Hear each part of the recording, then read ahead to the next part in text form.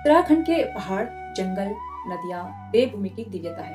युवा पहाड़ छोड़कर बाहर क्यों जा रहे हैं? उत्तराखंड के हजारों गांव आज खाली होने के कगार पर हैं। कई गांव पूरी तरह से घोस्ट विलेज बन चुके हैं। बादल फटना, जंगली जानवरों की समस्या मुख्य कारण है। इतने जोखिम के बाद भी मुनाफा बिल्कुल कम है।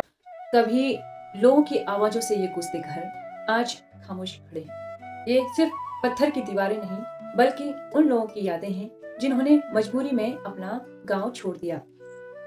नमस्कार दोस्तों, मैं रीना नेगी पहाड़न आपका स्वागत करती हूँ अपने आज फिर से एक नई वीडियो के साथ एक नए टॉपिक पे। तो दोस्तों, आज हम बात करेंगे उत्तराखंड की सबसे बड़ी समस्या पलायन पर। उत्तराखंड के पहाड़, जंगल, नदियां, देवभूमि की दिव्यता है, लेकिन इसी धरती से आज सबसे बड़ा सवाल उठ रहा है, आखिर गांव खाली क्यों हो रहे हैं? युवा पहाड़ छोड़कर बाहर क्यों जा रहे हैं? इस वीडियो में हम समझेंगे उत्तराखंड में पलायन की जो समस्या है वो कितनी गंभीर है, गांव खाली होने की असली वजह है, युवाओं के बाहर जाने की मजबूरी, पलायन को रोकने के समाधान और वो सफल उदाहरण जहां लोग गांव छोड़ने के बजाय वापस लौट रहे हैं। तो दोस्तों, आज हम बात करते हैं उत्तराखंड में पलायन की स्थिति की। उत्तराखंड के हजारों गांव आज खाली होने के कगार पर हैं। कई गांव पूरी तरह से घोस्ट विलेज बन चुके हैं। जहां कभी घर थे, अब सिर्फ जंजर दीवारें और बंद दरवाजे हैं। कई रिपोर्टों के अनुसार 1700 से अधिक गांव लगभग खाली हो चुके हैं। कई गांव की आबादी 10 से भी कम है। कुछ गांवों में केवल बुजुर्ग ही बचे हैं। यानी अगर हालात नहीं सुधरे तो परंपराएं, बोली, संस्कृति सब खो सकते हैं। पलायन सिर्फ लोगों का जाना नहीं है, ये हमारी संस्कृति, हमारी भाषा, हमारे त्योहार सब धीरे धीरे खत्म करता जा रहा है। गांव में बुजुर्ग अकेले रह जाते हैं, खेत खाली पड़ जाते हैं, तो इसका मुख्य कारण है रोजगार का गंभीर अभाव। पहाड़ों में उद्योग धंधे नहीं है, नौकरी के अवसर बहुत कम है, गांव का आर्थिक ढांचा कमजोर है और खेती लाभ योग्य नहीं है, तो युवाओं के सामने विकल्प बचता है शहरों की तरफ जाना। दूसरा जो मुख्य कारण है वो है खराब सड़क और कनेक्टिविटी। कई गाँवों तक सड़कें पहुंची ही नहीं है, जहाँ पहुंची भी है वह साल भर टूटी रहती है। कनेक्टिविटी कमजोर, ट्रांसपोर्ट महंगा, जिससे रोजगार और बाजार दोनों सीमित हो जाता है। इसका जो मुख्य कारण है वो है शिक्षा और उच्च अध्ययन की कमी। गांव में अच्छे कॉलेज, तकनीकी शिक्षा या करियर निर्माण के विकल्प ना के बराबर हैं। इसलिए 10वीं 12वीं के बाद युवाओं को जो है बाहर जाना पड़ता है और फिर वो वापस लौटकर नहीं आते। चौथा जो मुख्य कारण है वो है स्वास्थ्य सुविधाओं की कमी। पहाड़ों में डॉक्टरों की कमी और अस्पताल दूर होने के कारण आपात स्थिति में तुरंत इलाज असंभव हो जाता है। इसलिए ऐसे माहौल में परिवार भी शहरों में बसना पसंद करते हैं। पांचवा जो मुख्य कारण है वो है खेती और मौसम का दबाव। पहाड़ में खेती, छोटे जमीन, पानी की कमी, बादल फटना, जंगली जानवरों की समस्या मुख्य कारण है।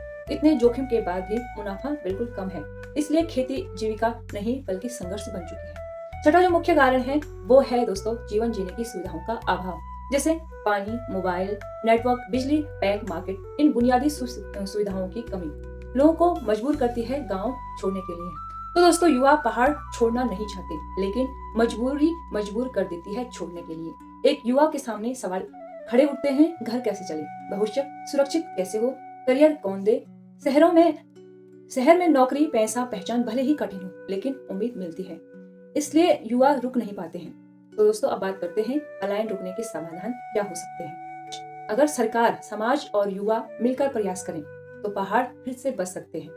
इसका जो सबसे पहला जो समाधान होगा वो है ग्रामीण क्षेत्रों में रोजगार सृजन, जैसे फूड प्रोसेसिंग, ऑर्गेनिक खेती, मसाला, जड़ी बूटी, सब्जी उत्पादन, डेयरी पालन, मधुमक्खी पालन, पहाड़ी उत्पादों का ब्रांडिंग। अगर गांव में ही काम मिले तो पलायन कम हो सकता है। दूसरा जो समाधान है वो है लोकल से ग्लोबल बाजार को कनेक्ट करना।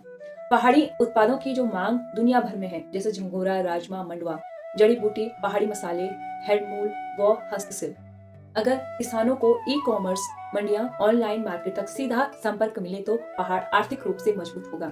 तीसरा समाधान है पर्यटन को रोजगार से जोड़ना, जैसे होम स्टे, लोकल गाइड, गांव टूरिज्म, लोक भोजन, साहसिक खेल, ट्रैकिंग रूट। इससे हर गांव पर्यटन का केंद्र बन सकता है। चौथा जो समाधान है वो है पहाड़ में शिक्षा और तकनीकी का विस्तार, जैसे डिजिटल शिक्षा, स्किल डेवलपमेंट, IT और ऑनलाइन वर्क, सरकारी नौकरियों की तैयारी, सुविधाएं।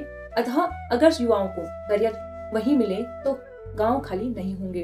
पांचवा जो मुख्य समाधान है वो है स्वास्थ्य सेवाओं को मजबूत करना, जैसे telemedicine, mobile health van, डॉक्टरों की नियुक्ति, छोटे छोटे प्राथमिक उपचार केंद्र। अतः परिवार तभी रुकेगा जब जीवन सुरक्षित महसूस होगा। छठा जो समाधान है वो है महिलाओं को आर्थिक रूप से मजबूत करती है, जैसे महिलाओं के SHG समूह बनाकर स्वरोजगार पर कार्य करना, जैसे अचार मसाला, बुनाई, कढ़ाई, पापड़, मुरब्बा, जैविक उत्पाद का कार्य करना।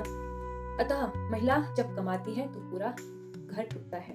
और अंत में दोस्तों आपको उत्तराखंड के कुछ सफल उदाहरण बताना चाहूंगी, जैसे पिथौरागढ़ का Himalayan organic farming model, Chamoli जिले का होम स्टे मॉडल, रुद्रप्रयाग के हर्बल स्टार्टअप। इसके द्वारा युवाओं ने पहाड़ी जड़ी बूटियों से स्किन केयर, मसाले, दवाइयां बनानी शुरू की हैं। कई युवाओं ने पहाड़ से ही BPO और डिजिटल काम करना शुरू किया और गांव में बैठकर बेरोजगारी से CEO तक का मॉडल विकसित किया, जिससे लोग गांव में बैठकर designing, accounting, social media, content writing करके शहरों के बराबर कमाई कर रहे हैं। अंत में मैं इतना ही कहूंगी दोस्तों, पलायन रोकना असंभव नहीं है, जरूरत है अवसर, सुविधाएं, तकनीकी बाजार और सकारात्मक सोच की। अगर पहाड़ में रोजगार पैदा हो तो लोग पहाड़ छोड़कर नहीं जाएंगे, बल्कि वापस अपने ही गांव में बसे रहेंगे, क्योंकि पहाड़ केवल जमीन नहीं है, पहाड़ पहचान है, संस्कृति है, अपनी जड़ें की। तो आप लोग कमेंट करके जरूर बताएं दोस्तों, क्या पहाड़ फिर से बच सकते हैं? कौन सा समाधान सबसे प्रभावी लगता है आपको? तो अपने विचारों को कमेंट बॉक्स में आप लोग जरूर लिखें। तो फिलहाल दोस्तों आज की वीडियो को यहीं पर एंड करते हैं और फिर मिलते हैं एक नई वीडियो के साथ एक नए टॉपिक पर। तब तक के लिए नमस्कार।